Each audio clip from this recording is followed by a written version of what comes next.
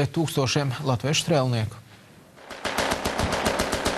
Ziemassvētku kausa, jeb Jelgavas operācija norisinājās 1916. gada decembra nogalē pēc vecā kalendāra.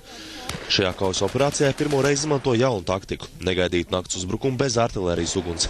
Cīņas bija ļoti nežēlīgs un tajās savu dzīvību atdeva 5000 Latvijas karavīru.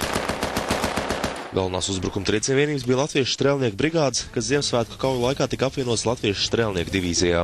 Šīs kaujas iegāja Eiropas vēsturē kā vienas no tādām nozīmīgākām kaujām Pirmā pasaules kara laikā, un arī latviešu tieši militārās vēstures posmā šīs ir viens no slavenākajām kaujām. Līdz ar to mēs cenšamies katru gadu veidot šo te kauju imitāciju un rekonstrukciju. Šeit arī ir viesi mums no Igaunijas. Antiņu kapsētā Babītas novadā svinīgu solījumu deva 60 topošie jaunsargi.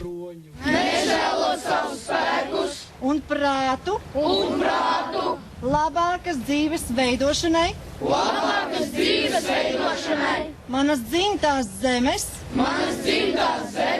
un Latvijas tautas labā. Vispirms bija Latvijas armija, un pēc tam bija Latvijas valsts. Jo bez savas armijas, bez cilvēkiem, kuriem deg sirds par valsti, par savu tautu, šī valsts un tauta arī nespēja pastāvēt. Pasākumā pulcēts krietnes skaits interesentu, kā arī daudzu valstu militārie atašeji. Jānis Zvērsfjords Bindars, TV3 ziņas. Bet Vecrīgā šodien turpinājās cita tradīcija. Tiks svinēta slavenā grāmatu varoņa izmeklētāja Šerloka Holmsa dzimšanas diena. Ieiešanās Holmsa tēlā guva lielu atsaucību, tāpat kā angļu suņu parādi, kino skati un tējas dzeršana kopā ar Mrs. Hudsoni. Angļu rakstnieka Artūra Konana Doila radītā tēla Šerloka Holmsa dzimšanas diena Rīgā tika svinēta otro reizi, un kā norāda pasākuma rīkotāja, Rīga ir pirmā pilsēta pasaulē, kur šādas svinības tiek rīkotas. Pērn Holmsa dzimšanas dienu Rīga atzīmēja vairāk nekā 1000 cilvēku. Liela interese par pasākumu bija arī šogad.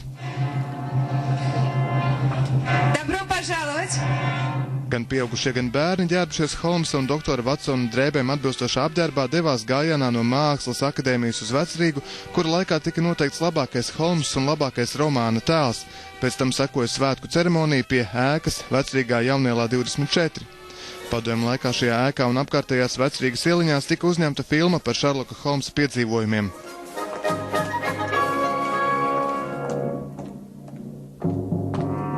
Šerloka Holmsa dzimšanas dienas svinības Doma laukumā turpinājās līdz pat vakaram, un to laikā notika gan angļu sugu suņu parādi, gan Holmsa filmu kinoskate.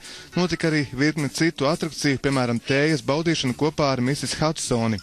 Pasākumu kuplā skaitā apmeklēja krievu turisti, kas Rīgā pavada jaungada un Ziemassvētku brīvdienas. Jānis Zariņš, TV3 ziņas. Uz kopīgām jaunā gada svinībām Rīgas latviešu biedrība